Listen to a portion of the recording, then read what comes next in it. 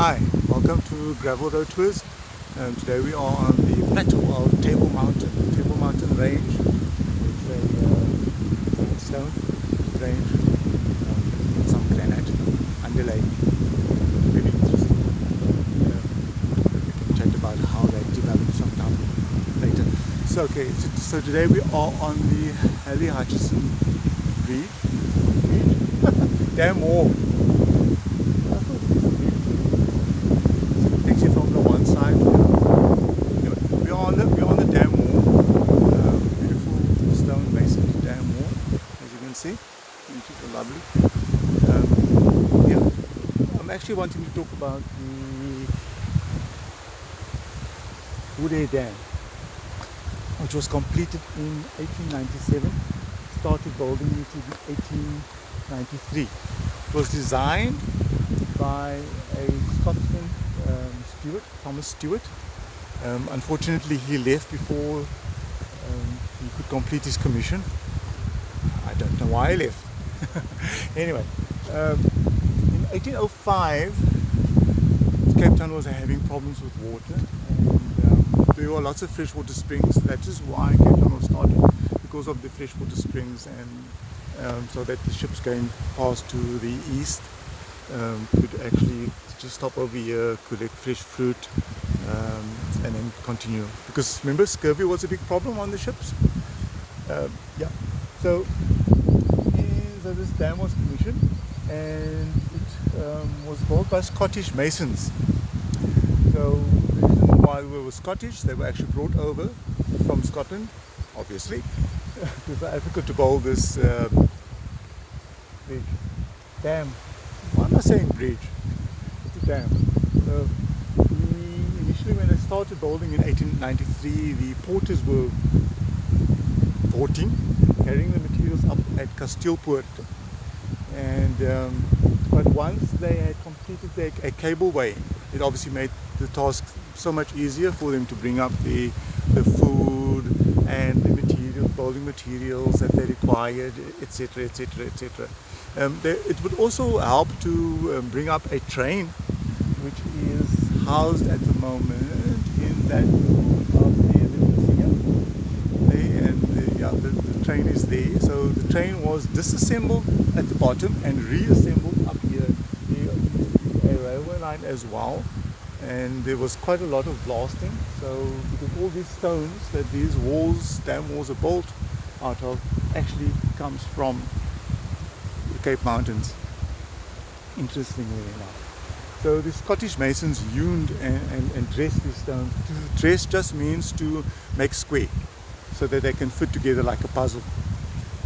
So they were quite creative and quite skilled. I take my hat off to them. I don't think I would be able to do it. But then again, people did build the pyramids. Let's see. Yeah, so they built it, and then the last stone was laid by Woodhead. I think he must have been the mayor of Cape Town at that stage. And he laid the last stone.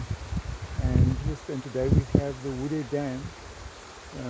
So the Woodhead, the Hallie Hutchinson, the Alexandra, and the Victoria, and the De Villiers Dam, those three dams, those last three that I mentioned, those three are in the south.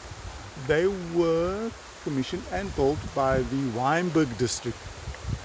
So they paid for those dams. These 5 dams only provide about 1% of the water to the Cape Metropole. So we've got Steenbras and Bemershoek, etc., etc., etc.